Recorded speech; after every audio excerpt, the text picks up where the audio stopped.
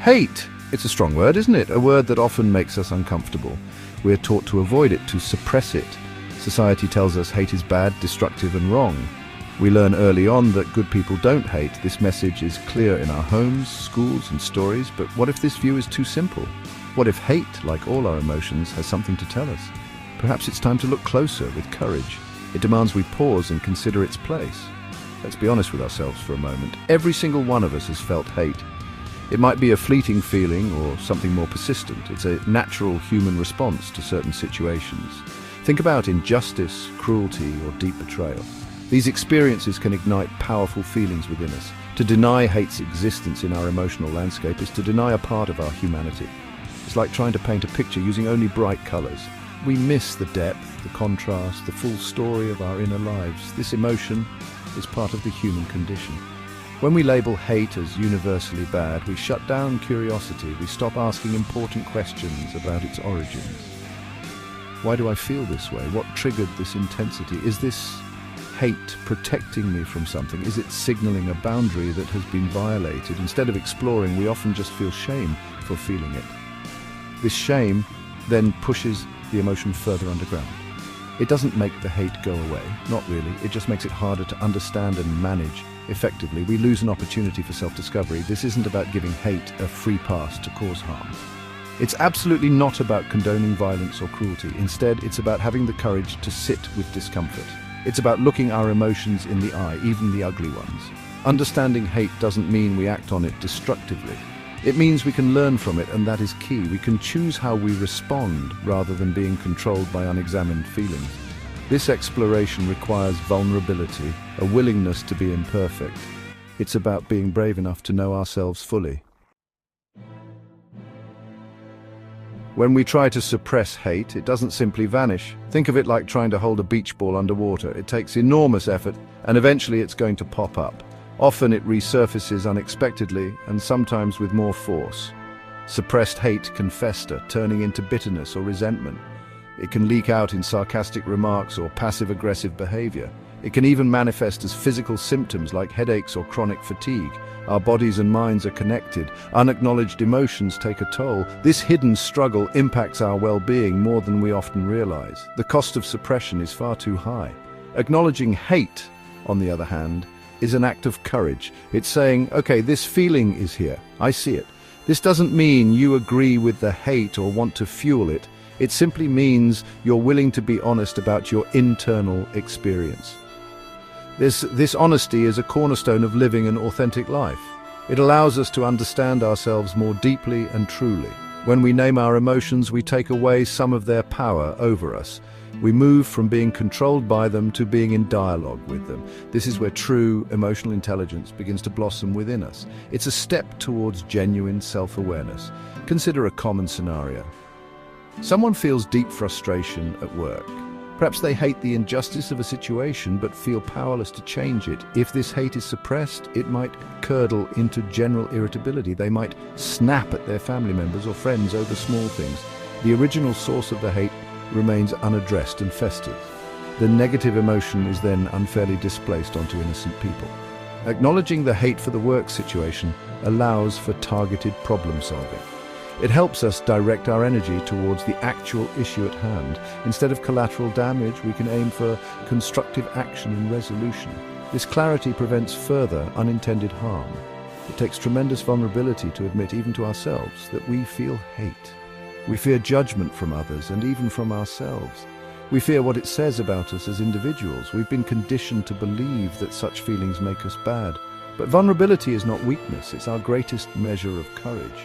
It's about showing up and being seen, imperfections and all of our parts. When we allow ourselves to feel and acknowledge hate, we open the door to understanding. This understanding is crucial for emotional regulation and healthy coping. It's the first step towards transforming that raw energy into something else. Something that doesn't have to be destructive but can be insightful. Now, this might sound counterintuitive, but let's explore it. Can hate ever motivate positive action? I believe it can. Think about the great social justice movements throughout history. Many were fueled by a profound hatred of injustice. People hated slavery, they hated segregation, they hated discrimination. This powerful emotion, this righteous anger, spurred them to act. It gave them the energy to fight for a better world, for everyone. It was a hate directed not at individuals per se, but at oppressive systems and cruel behaviors. This distinction is incredibly important to make and to hold on to. The target of the emotion matters greatly. Imagine a mother who sees her child being bullied repeatedly. A fierce, protective feeling arises. You might call it hate for the act of bullying. This emotion can drive her to take strong positive action. She might work with the school to implement anti-bullying programs. She might teach her child resilience and advocate for other vulnerable children. Her hate for the cruelty motivates her to create safety and change. Similarly, a scientist might hate a devastating disease like cancer. This hate for the illness fuels their relentless search for a cure or better treatments. The passion comes from a deep desire to alleviate suffering and loss. It's a drive to make things better. It's crucial here to draw a very clear line, a bright line. The hate that can fuel positive change is not about dehumanizing others. It's not about violence, cruelty, or wishing harm on individuals.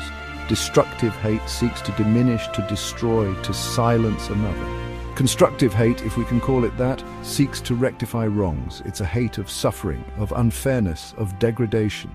Its energy is directed towards building, protecting, and reforming systems. The focus is on the problem, the system, the harmful action, not the inherent worth of a person. This is a nuanced but vital difference we must always remember. One tears down, the other seeks to build up. Emotions are energy. Hate is a particularly potent form of energy. When we acknowledge it, we can then ask, how can this energy be used? If we hate ignorance, we can dedicate ourselves to education and learning. If we hate pollution, we can become advocates for environmental protection. If we hate poverty, we can work towards economic justice and opportunity. The key is to transform the raw feeling into purposeful action. This requires self-awareness and a commitment to constructive outlets. It's about harnessing the storm, not being consumed by it entirely. It's using that fire to forge something new and better for our communities. This is responsibility in action. Simply acknowledging hate isn't the end of the journey. The next vital step is to get curious about its roots. Why this person? Why this situation? Why this intensity of feeling? What values of mine are being violated here in this moment? What fears are being triggered? What past hurts are being reactivated? Often our strongest reactions are tied to our deepest vulnerabilities. Hate can be a fierce protector of those tender spots within us. Understanding its origin story helps us to diffuse its overwhelming power. It allows us to respond with wisdom, not just raw, unchecked reaction. This self-inquiry is a brave act. Think of hate not as an enemy but as a messenger. It's delivering a very urgent message, often scribbled and hard to read. It might be telling you that a boundary has been crossed. It might be signaling a deep injustice that needs attention from you. It could be pointing to an unmet need or a core belief under attack. If we shoot the messenger by suppressing or shaming the hate, we miss the message. Instead, we can learn to say, "Okay, messenger, I hear you. What do you need me to know?" This dialogue transforms the emotion from a threat into a source of information. It's about rumbling with the discomfort to find the insight hidden within. This is where growth happens. A truly wholehearted life involves embracing all of our emotions. Joy, love, gratitude, yes, but also anger, sadness, fear, and yes, even hate. Trying to live a life of only positive emotions is unrealistic and exhausting. It leads to a kind of emotional bypassing where we numb ourselves to difficult feelings, but these difficult feelings often carry important wisdom for us. They are part of what makes us human, what makes us complex and real. Embracing our full emotional range allows for greater resilience and understanding. It means we can navigate the complexities of life with more authenticity. It's about showing up for all of it, the light and the shadow. This acceptance is liberating.